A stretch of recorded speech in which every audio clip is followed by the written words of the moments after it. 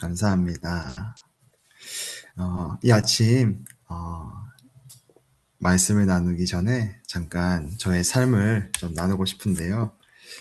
저는 지난 안식일 저녁부터 또 오늘 오전까지 또 증평에서 가까운 괴산 드림 천연 치유센터에서 진행되고 있는 청년 집회에 참석을 하고 있습니다. 2박 아, 3일간 진행이 되고 오늘이 마지막 날인데요. 이 일정은 사전에 예정되어 있던 행사는 아니었습니다. 저도 이 집회 소식을 불과 이틀 전에 듣고 신청을 했기 때문인데요. 어, 어떻게 이 소식을 듣게 되었는가 하면 최근에 저희 증평교회에 새로 출석하고 있는 청년 부부가 있습니다. 이 두 분을 통해서 청년 집회가 있다는 소식을 알게 되었고, 속으로는 어, 좀 긴장이 됐습니다. 왜냐하면 속으로 거의 4년 만에 청년들과 이렇게 집회를 갖게 된다는 생각에 굉장히 어색했던 것 같아요. 그렇지만 또 항상 이게 작년들만 이게 만나다가 청년들을 만난다는 또 생각에 신나서 결정을 했습니다. 그렇게 그곳에 도착을 해보니 전국에서 하나님을 갈망하며 신앙적 고민을 가진 한 30여 명의 청년들이 함께 모여 있었습니다. 특별히 제가 이번 청년 집회를 참석하면서 제 마음에 큰 감동으로 다가온 것이 있었는데요. 이 모임 자체가 합회나 교회의 어떤 공식적인 어, 지원으로 만들어진 행사가 아니었던 것입니다. 어, 여기 계신 드림 천연치유 센터장인 김철은 선교사님과 뜻을 같이 한 청년들이 오직 순수한 열정 하나로 자발적으로 모여서 직접 기획하고 또 머리를 맞대면서 준비한 그런 기도의 자리였다는 것을 보게 되었기 때문입니다. 이곳에는 보니까 20대 초반의 젊은 친구들부터 40대 후반에까지 이르는 다양한 연령대의 청년들이 모여 있었습니다. 네, 말씀을 듣고 또 소그룹을 하면은 제가 속한 소그룹에는 이제 20대 초반, 21살, 22살, 24살 이렇게 젊은 청년들도 신앙의 그러한 열정과 고민을 많이 갖고 있다는 것을 또 보게 되었는데 오늘날 이 시대를 살아가는 우리 재림 청년들이 많이 없어 보이지만 그 속에서도 얼마나 치열하게 신앙적으로 하나님과 가까워지고 싶어 하며 동시에 얼마나 깊은 영적 고민과 갈증을 안고 살아가는지 어, 참 열심히 친구들이 많다. 또한 그 신앙이 참 진심되다라는 모습을 보게 되었습니다. 특히 어제 저녁에는 청년들의 솔직한 고민을 나누는 토크 콘서트가 기획되어 있었는데요. 제가 사실 어, 목회자로 참석을 한 게 아니라 청년이라는 신분으로 참석을 했었습니다. 그런데 참 삼육이 우리 재림교회가 좁죠. 그래서 또 저와 제 아내를 또 아는 분이 계셔가지고 금방 들통이 났습니다. 어, 그래서 우리 선교사님께서 깜짝 요청으로 그 토크 콘서트의 패널로 저를 초대해 주셔서 그 자리에서 선교사님과 함께 청년들이 갖고 있던 신앙들의 질문들을 같이 듣고 또 제가 경험한 선에서 또 청년들에게 대답을 해줄 수 있는 그런 귀한 시간도 함께 보냈습니다. 말씀 안에서 작은 힘과 격려를 보탤 수 있다는 것이 참 목회자로서 기뻤고 참 보람됐던 시간이었던 것 같습니다. 돌아보면 하나님의 인도하심 참으로 오묘한 것 같습니다. 제가 그동안 청년이라고는 찾아볼 수 없는 환경에서 봉사를 해왔는데 그래서 제 마음속에는 그런 생각들이 있었습니다. 이제 내가 청년들과 같이 시간을 보낼 일은 없겠구나. 우리 충청합회에서 청년들이 있는 교회는 거의 큰 교회밖에 없지 않습니까?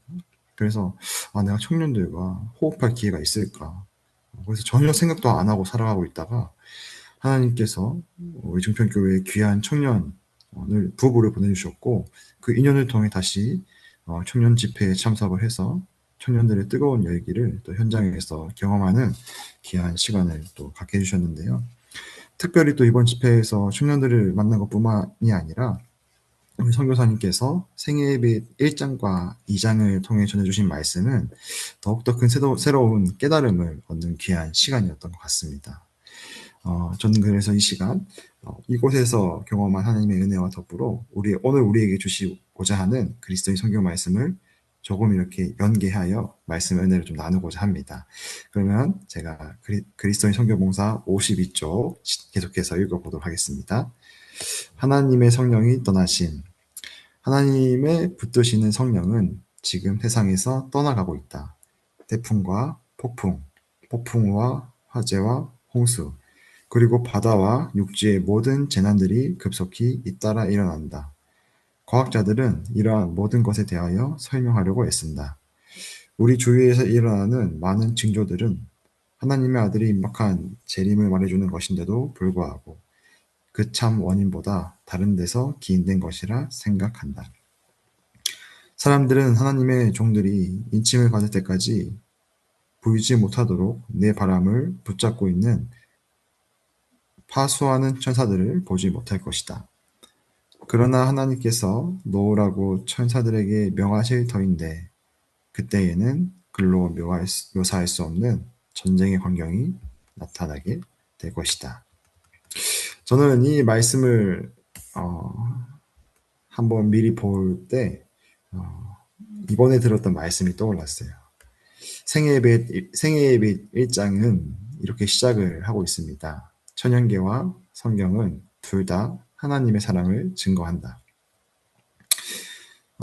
선지자는 하나님의 사랑을 증거하는 두 가지 큰 통로로 천연계와 성경을 얘기했습니다. 오늘 말하고 있는 이 내용도 다 천연계의 일부이죠. 하나님은 사랑이시고 그분이 세상을 창조하시고 다스리시는 근본 원칙이 바로 사랑입니다. 그렇다면 우리가 오늘 목도하고 있는 이 수많은 재난과 성령의 떠나심은 왜 일어나는 것일까? 단순히 재림이 임박했기 때문이라고 할 수 있을까? 하나님께서 우리를 향한 사랑을 혹시 거두신 것은 아닐까? 이런 생각이 들 수 있는데요. 일단 하나님이 우리에 대한 사랑을 거두신 것은 아니겠죠. 이 비극의 참된 원인은 피조물인 인간이 하나님이 세우신 사랑의 법칙을 스스로 깨뜨리고 파괴했기 때문입니다. 하나님의 사랑과 보호의 원칙을 거절하고 이기심과 죄악으로 사랑의 법칙을 파괴할 때 온 우주를 붙들고 있던 하나님의 손길이 거두어지고 성령께서 떠나실 수밖에 없는 것이죠. 천연계의 재난과 세상을 덮친 혼난은 하나님이 변하셨기 때문이 아니라 우리가 사랑의 원칙을 잊어버리고 살아가기 때문인 것입니다. 성도님들 그러면은 하나님의 사랑의 원칙이 도대체 어떤 것일까요? 하나님의 사랑의 원칙은 100%를 다 내어주는 사랑이라고 할 수 있습니다. 하나님은 이기심이 전혀 없으신 분이기 때문에 자신과 자신의 아들 예수 그리스도까지 우리에게 완전히 내어 주신 분이십니다. 우리 인간은 사랑을 10%만 나누어도 큰 사랑이라고 말하지만 하나님의 기준에서 사랑은 100%를 내어주지 않으면 그것은 온전한 사랑이 될 수 없는 것이죠. 왜냐하면 하나님은 100% 사랑밖에 없으신 분이시기 때문입니다. 하나님은 우리에게 10%의 사랑을 주실 수가 없으신 분인 것이죠. 항상 우리에게는 100%의 사랑만 주실 수밖에 없으신 분입니다. 그래서 원래 하늘나라의 법칙은 하나님께 받은 100%의 사랑을 다시 하나님께 돌려드리고 그 100%의 사랑을 다시 이웃에게 흘려보내는 온전한 순환이 이루어지는 그러한 나라라고 할 수 있는 것입니다. 그런데 최초의 인간이 범죄함으로써 이 거룩한 순환의 고리가 끊어지게 되었고 그 결과 죽음이 찾아온 것이죠. 우리 몸의 순환의 원리도 똑같습니다. 우리 몸에 물이 계속해서 들어와야 되고 공기가 들어와야 되고 영양소가 계속 들어와야 계속 순환이 되어야 인간이 살아갈 수가 있는 것인데 이 세 가지가 끊어지면 어떻게 되죠? 사람은 사망에 이를 수밖에 없게 됩니다. 자, 저는 이번 청년 집회에서 신기하게 여겼던 것이 한 가지가 있는데요. 하나님께서 왜 파리를 만드셨을까 하는 것입니다. 천연계를 보면 하나님의 사랑을 볼 수가 있다고 하는데 파리는 왜 있고 벌레는 왜 있고 곤충은 왜 있고 우리에게 별로 유익해 보이지도 않는 것들이 왜 있냐는 그런 질문이 있었습니다. 그런데 제가 참 옛날부터 느꼈던 건데 저는 천연계를 우리가 감상하는 것으로는 하나님의 사랑을 정말 조금밖에 못 느낀다고 생각을 해요. 천연계를 깊이 바라볼 때, 즉 천연계 속의 원리와 천연계 속에 작동하는 그러한 신비를 우리가 발견하게 될 때 하나님의 사랑을, 즉 순환의 원리를 발견할 때 하나님의 사랑을 느끼게 된다고 생각을 합니다. 그래서 우리가 천연계를 그냥 감상만 하면 끝나는 것이 아니라 연구를 해야 되는데요. 생명체가, 즉 유기체가 썩 죽으면 나이가 되면 이제 썩기 시작하죠. 자, 썩기 시작하면은 그 썩는 것으로 끝나지 않고 독소가 남기 시작한다고 합니다. 원래라면 죄가 없는 것이었다면 독소란 존재하지 않았지만 죄가 이 땅에 들어오기 시작함으로써 생명이 끊어짐으로써 독소가 땅에 남기 시작하는 것이죠. 그래서 이 세상의 모든 생명체가 죽기 시작하는데 그 죽기 시작하는 순간 그 모든 독소가 땅에 남게 되는 것입니다. 그렇다면 그 독소가 남은 땅은 농사를 지을 수가 있을까요? 농사를 지을 수 없다는 것이죠. 그래서 하나님은 그 독소를 없애기 위하여 여러 가지 곤충들, 그 중에 하나가 파리이고 여러 가지 것들을 준비를 하셨다는 것이죠. 그래서 그러한 파리 유충들이 그러한 썩어가는 유기체의 알을 낳고 그 알에서 나온 애벌레들은 독성 물질을 스스로 먹어 치우며 땅에 독소가 아닌 순수한 영양소만 배출을 한다는 것입니다. 그러므로 썩은 나무의 굼벵이와 수많은 유충들은 필요 없는 존재들이 아니라 이 땅을 살리는 역할을 하고 있는 것이죠. 그리고 그 유충들이 너무 많아지지 않도록 그 유충들을 잡아먹는 다른 곤충과 또 그 더 큰 새와 포유류들이 존재하는 것입니다. 바닷속에서도 똑같은 일들이 일어나고 있는 것이고 산과 들과 어느 곳에서도 똑같은 일들이 일어나고 있습니다.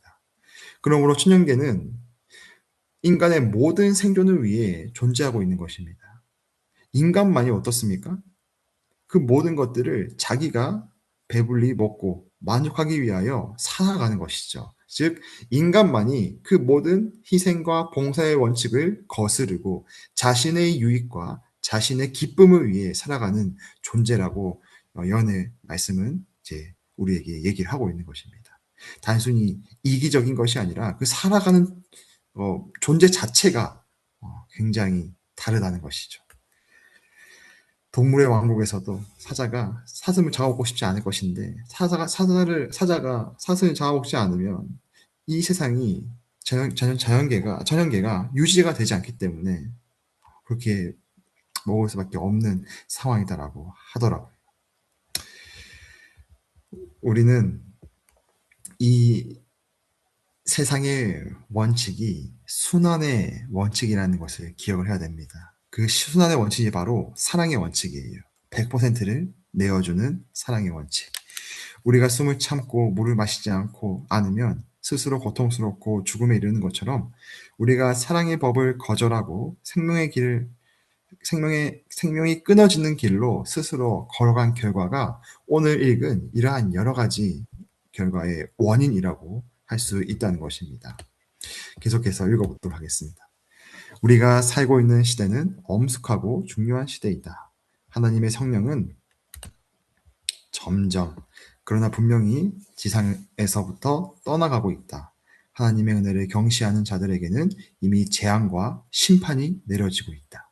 바다와 육지의 재난과 사회적 불안 및 전쟁 경보는 엄숙한 것이다. 사람들은 굉장한 사건들이 머지않아 일어나리라는 것을 예측하고 있다. 악인들은 그들의 군대를 통합하여 공고히 하고 있으며 마지막 큰 위기를 위해 세력을 강화하고 있다. 이 땅에는 잠시 후에 큰 변화가 일어날 것이며 최후의 사건이 급속히 이를 것이다. 선지자가 성령의 감동으로 바라본 이 마지막 시대의 엄숙한 광경을 가만히 묵상을 해보면 지상에서 성령이 점점 떠나가고 바다와 육지에서 무서운 재난이 잇따르며 세상 전체가 불안과 혼돈 속으로 빠져드는 이 장면은 결코 우리에게 공포나 두려움을 주기 위함이 아닙니다. 우리는 이 예언의 말씀들을 읽을 때에 스스로에게 질문을 해야 합니다. 왜 하나님은 이 엄숙한 광경을 우리에게 보여주시는 것일까? 세상이 왜 이렇게 어두워진 그 원인은 어디에 있을까? 하나님이 우리를 사랑하지 않기 때문이 아니라, 하나님 세상을 가혹하게 벌하시기 때문도 아니라, 피조물인 인간이 하나님께서 만든 세상에 존재한 100% 사랑의 법칙과 봉사를 스스로 깨뜨리고 떠났기 때문이다 라는 것을 결코 잊어서는 안 됩니다. 우리가 조금 전에 살펴보았던 천연계를 돌아보면 땅속에 보잘것없는 애벌레와 곤충들조차도 자기를 위해 살아가지 않고 땅에 독소리를 지우며 봉사하며 살아갑니다. 바다의 물고기들과 작은 독버섯까지도 인간의 생존을 위해 묵묵히 제 몫을 다하며 생태계를 살려내고 있습니다. 온 천연계는 자아를 버리고 온전한 사랑으로, 하나님의 사랑으로 그 사랑을 흘려보내는 하늘의 순환 법칙에 순종하고 있는 것이죠. 마지막 한 문단을 더 읽고 마치도록 하겠습니다.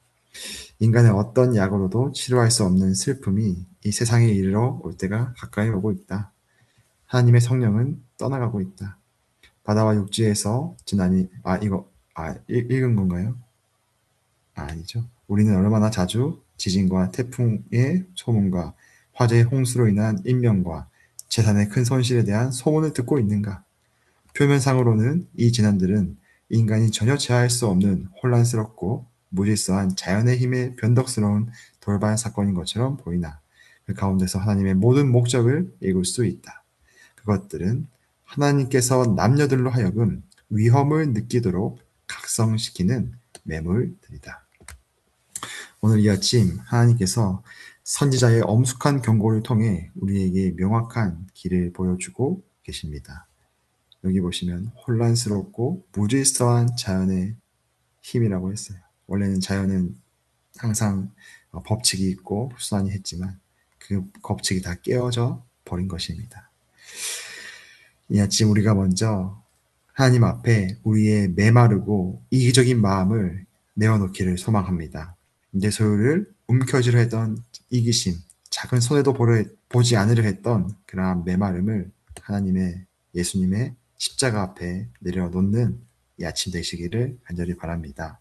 성령이 고 어둠이 짙어지는 이 마지막 시대에 세상을 닮은 이기심을 버리고 하나님의 사랑의 법칙을 따라 살아가는 모두가 되기를 간절히 바랍니다. 오늘 하루 우리의 삶을 기꺼이 내어주고 봉사함으로 이 세상에 하나님의 복음을 또 우리의 삶과 우리의 모본으로 밝혀주는 충성스러운 우리 하나님의 모든 백성들이 되기를 간절히 바라며 오늘의 말씀을 마치도록 하겠습니다.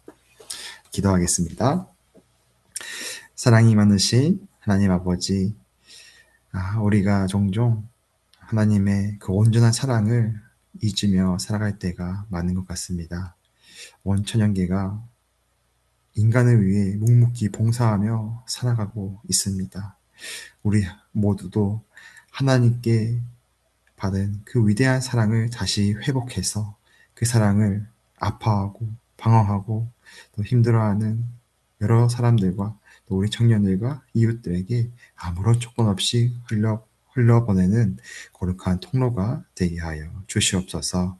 그리하여 이 세상 속에서 진정한 하늘의 평안과 구원의 빛을 밝히는 충성스러운 하나님의 백성들로 또 오늘 하루를 살아가도록 인도하여 주시옵소서. 우리를 죽기까지 또 사랑하신 예수 그리스도 이름으로 간절히 기도드립니다. 아멘. 감사합니다. 네,